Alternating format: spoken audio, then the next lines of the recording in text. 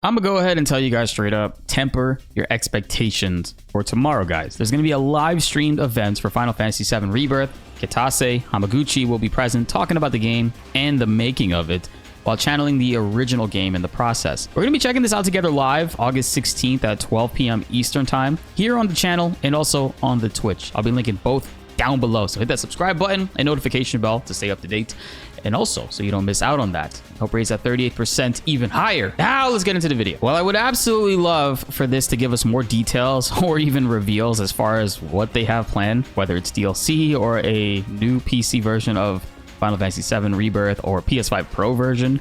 I don't see them doing that here. While this event might be big in its sense, it won't be as much of a reach as, say, the Gamescom 2024 event next week or Tokyo Game Show next month. And when you think about it, it's actually been a year since the last Tokyo Game Show. I know that's obvious. It's been a year looking at the dates, but I'm just saying it doesn't feel like it's been a year. In 2023, they had an hour-and-a-half presentation for Rebirth, which they gave us brand new footage of the grasslands, roaming through it and completing side missions. They even had a minigame trailer for the game as well, too. Time has really flown by. Honestly, my money is on a later event in December, the Video Game Awards. We know Jeff Keighley and the devs met a few weeks ago while in Japan, and even though Gamescom is a Jeff Keighley event as well, the PS5 Pro hasn't even been officially revealed just yet. So I think any event after whenever the PS5 Pro is revealed, which is looking to be in October, maybe November time, is when we can expect to see official showcases of the Final Fantasy VII Rebirth Pro version, which would bring us many enhancements to the game. I mean, that's what they did with Remake Integrate. And then 6 months after that, we were able to see them release it and finally get us a PC version, Epic Games first, and then Steam. They might follow the same thing, I don't know. So I'm looking forward to the Video Game Awards end of this year to find out more info on that, and I think you guys should as well. I mean, let's be real, the Final Fantasy 16 cast has actually been hyping up Gamescom for next week, so I fully expect FF16's PC version to be revealed there finally. I think that's going to be the big topic next week, and I don't think FF7 will be there at all, actually, because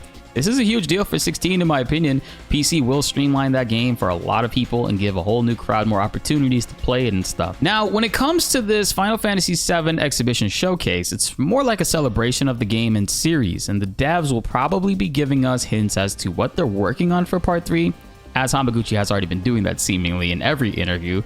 But it's more than likely this is going to be an event to really just talk about the processes behind the scenes of how they worked on the game, little tidbits here and there, and hoping for plans of the future. Just recently, they talked about them debating as a team on whether or not they will be switching to Unreal Engine 5 when it comes to Part 3, instead of sticking with their custom UE4 engine, and they'll only be making that decision if it helps streamline the development process. They're also talking about how they currently are finding ways to implement the high wind and air travel into the world. I'm telling you, this transparency, it's pretty damn good. So I can see them talking about stuff alongside that nature, and possibly telling us to be excited for more DLC or news coming soon for Rebirth. PC version of this game is going to go so hard, man, not just graphically, but the capabilities in regards to modding. Like, since Sephiroth and Zack are technically fully playable characters with actual movesets and unique abilities, we can use the previous remake mod, which were allowing us to interchange and swap party members at will, like how we used to put Yuffie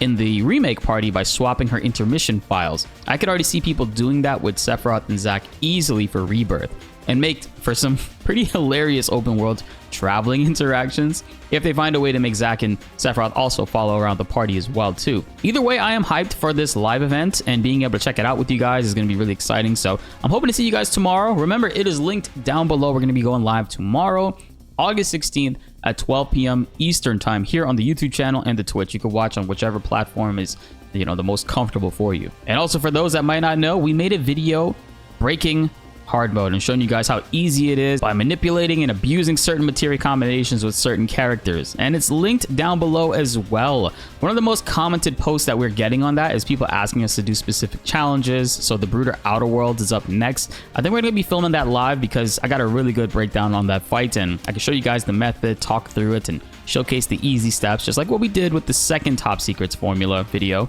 I think the style works really well in showcasing just how quick and easy things can be from a live format, and if any mistakes can actually be avoided. Remember, I love making sure that these things are like foolproof and mind-numbingly easy, because it's hilarious to feel overpower. I mean, it feels good. It feels good breaking the game. Also, advanced character guides are going to be coming too. I just want to talk about the best methods in which to use them, and also what party team comps work well with them too. But with materia, almost any character really can be broken and also used in whichever way that you want to use them to. So you could always mix and match them. With Final Fantasy VII Remake's Integrate version, we did get a whole DLC revolving around Yuffie. So I think we could see a character get some time to shine in Rebirth if we get a DLC. Whether that's Sid or Vincent, I honestly don't know. But I do know that with Ever Crisis coming up in September is actually going to be the 1-year anniversary. And that is when we're going to be seeing young Angeal implemented into the game, which is actually going to be kind of groundbreaking to be able to see Sephiroth and them at that point in their life interacting with each other and how they become friends and the way that their relationship unfolds. So I'm greatly looking forward to that too. I would honestly, in regards to DLC, I would love if they just copied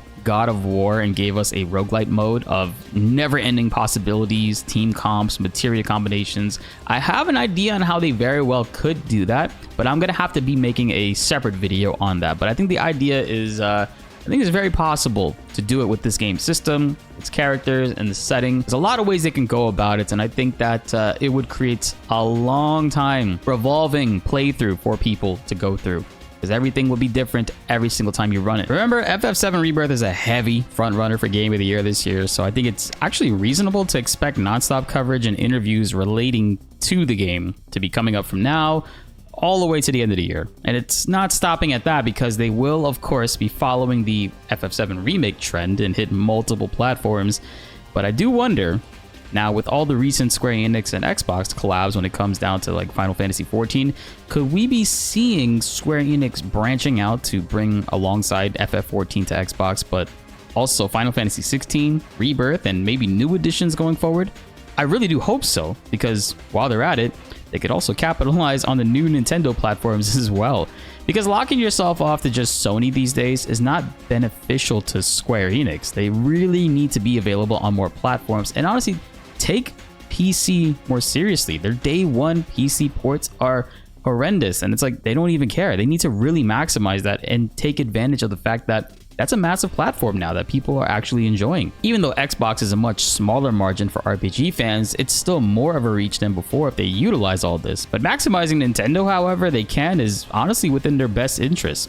Oh, by the way, how many of you guys are excited for Clair Obscur Expedition 33? I know the name title is crazy. This might be random, but that is actually a true turn-based RPG that's coming next year. It's going to be widely available across tons of platforms. I don't think you guys want to miss out on it, because we did make a video covering it, but since its reveal, it's been very quiet for updates on it. But I found some very interesting information regarding its history and development that will have many of you guys demanding that this game releases right now. And that's gonna wrap it up for this video, guys. Remember, we're going live tomorrow. We got a lot of cool things on the way. I'm looking forward to it as well. It's gonna be a lot of fun wrapping up the rest of this year alongside you guys.